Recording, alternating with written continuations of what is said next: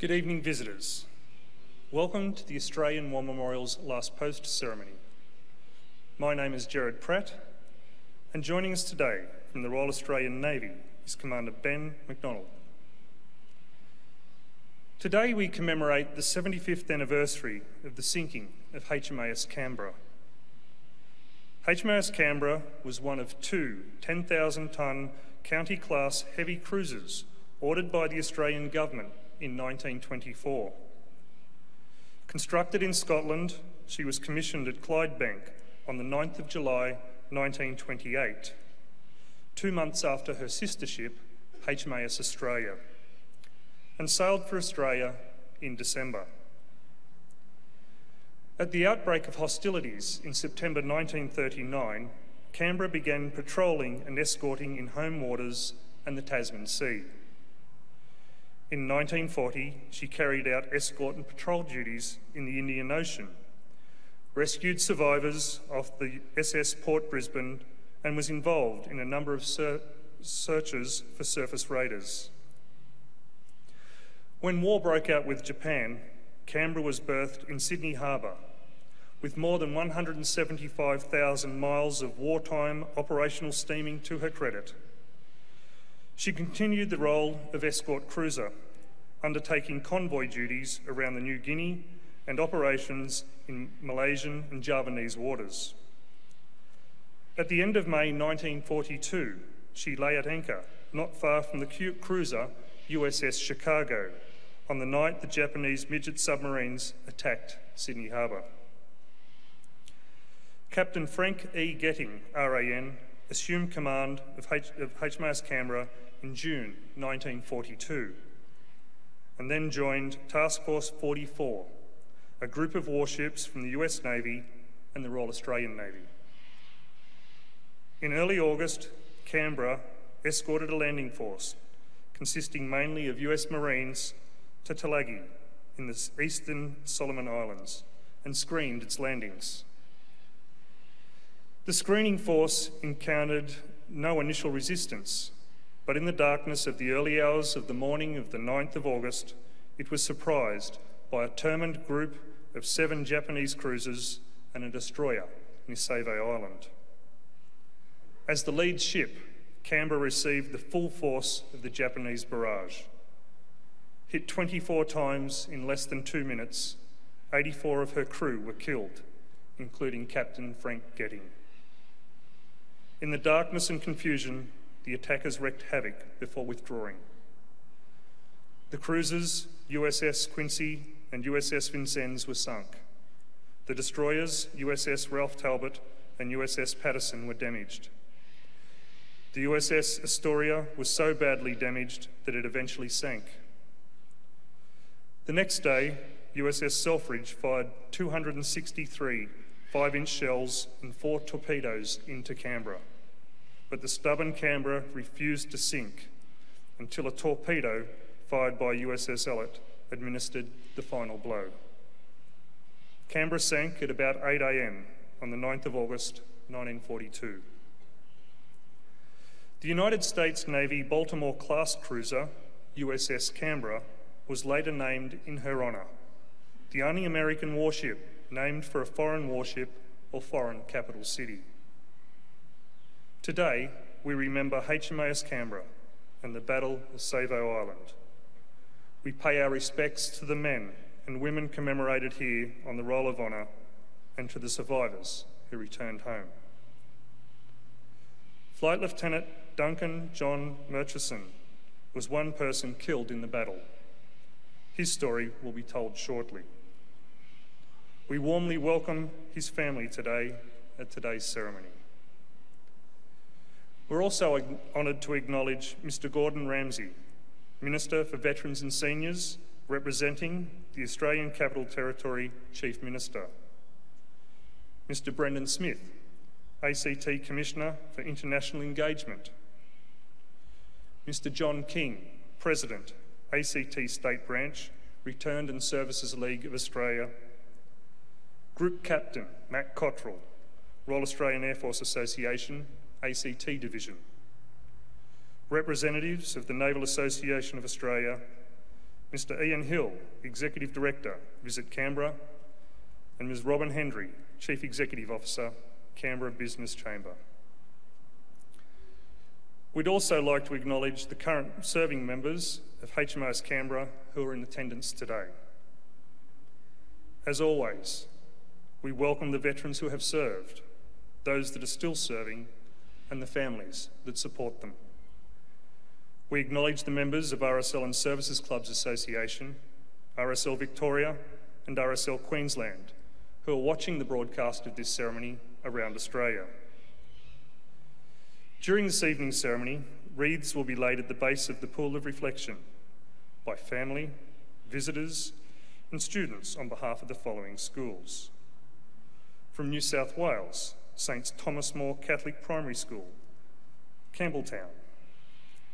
And from Queensland, the Ormiston College Primary Department.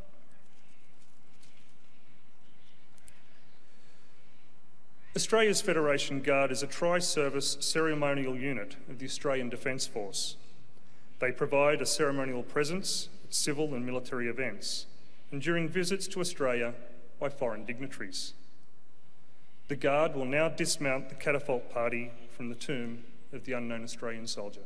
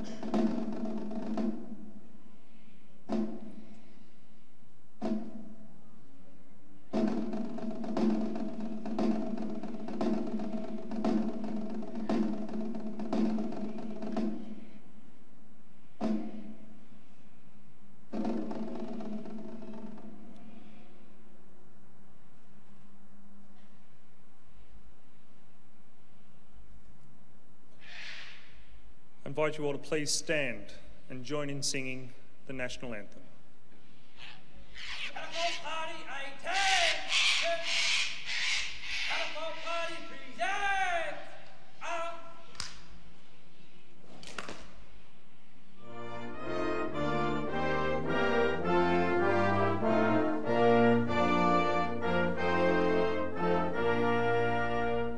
Australians all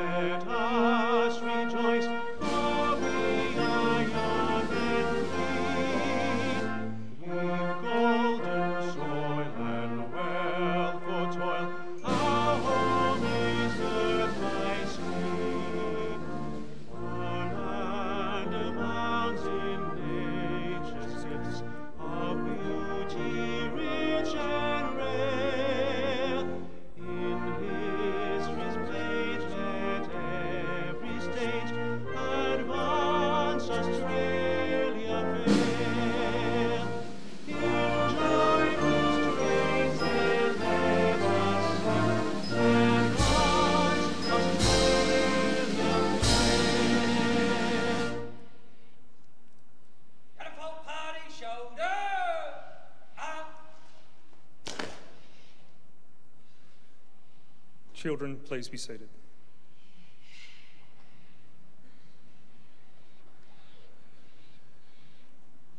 The Australian War Memorial was the vision of Charles Bean, Australia's First World War official historian.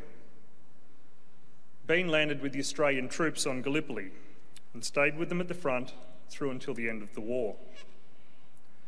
The idea of this national memorial and museum came to him at Pozières, France, in the depths of the bloody fighting of 1916.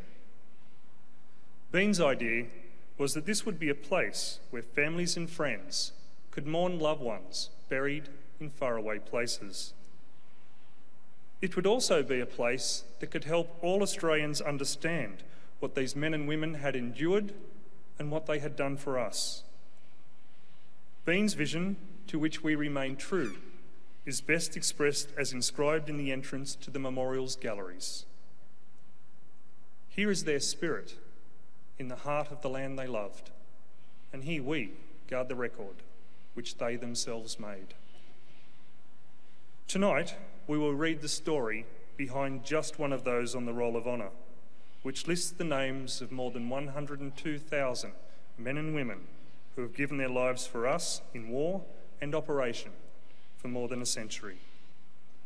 But first, we present a lament, Flowers of the Forest. Wreaths or floral tributes will now be laid at the base of the pool of reflection.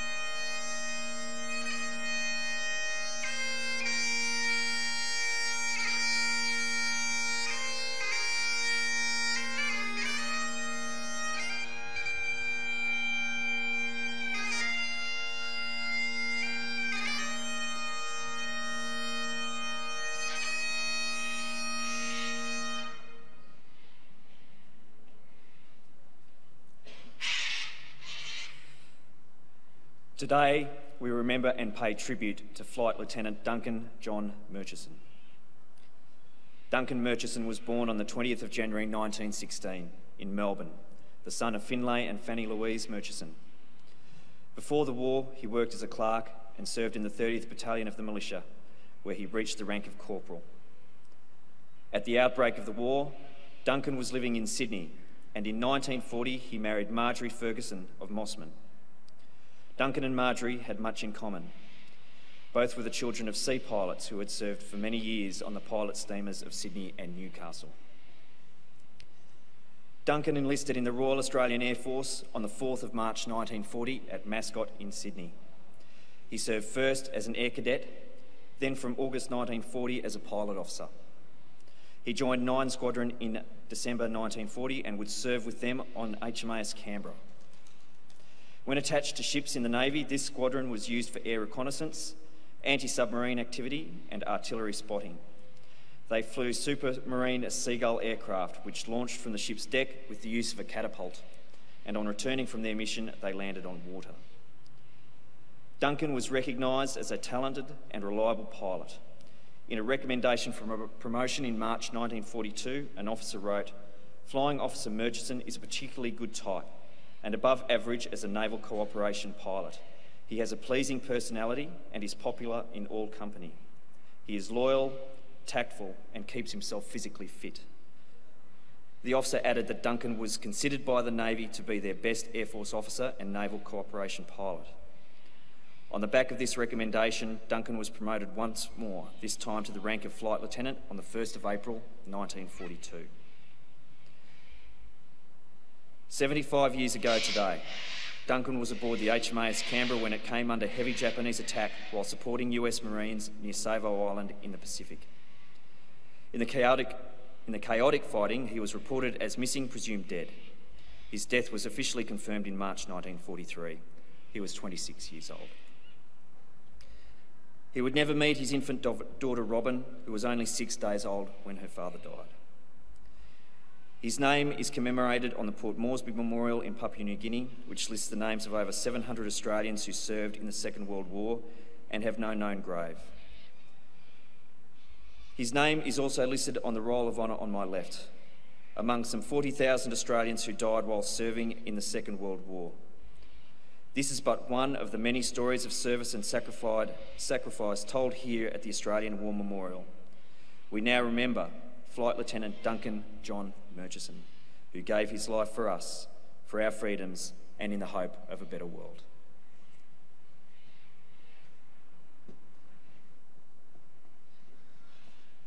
Please stand for the reading of the Ode and the sounding of the last post.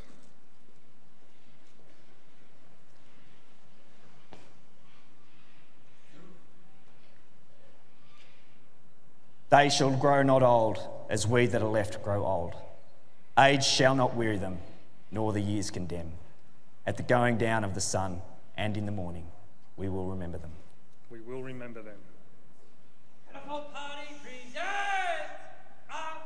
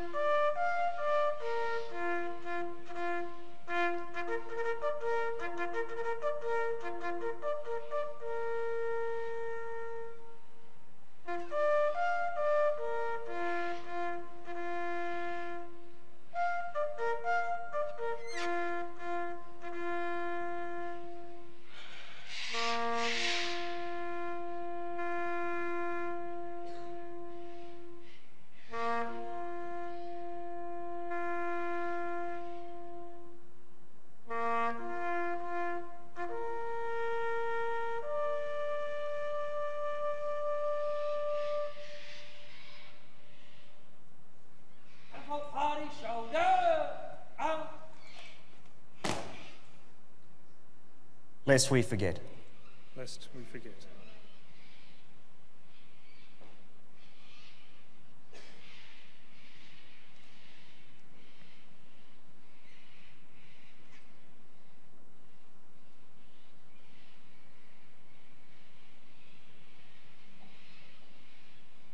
Catapult party, our words! Turn! Catapult party, way! March!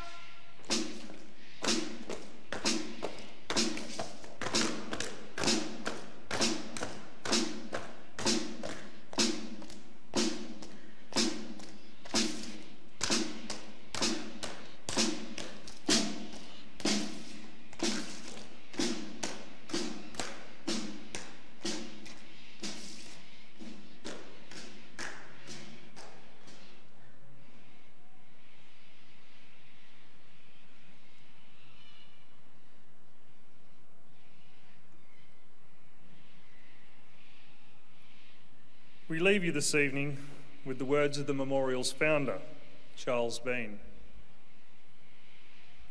Many a man lying out there at Pozières, or in the low scrub at Gallipoli, with his poor, tired senses barely working through the fever of his brain, has thought in his last moments, well, it's over.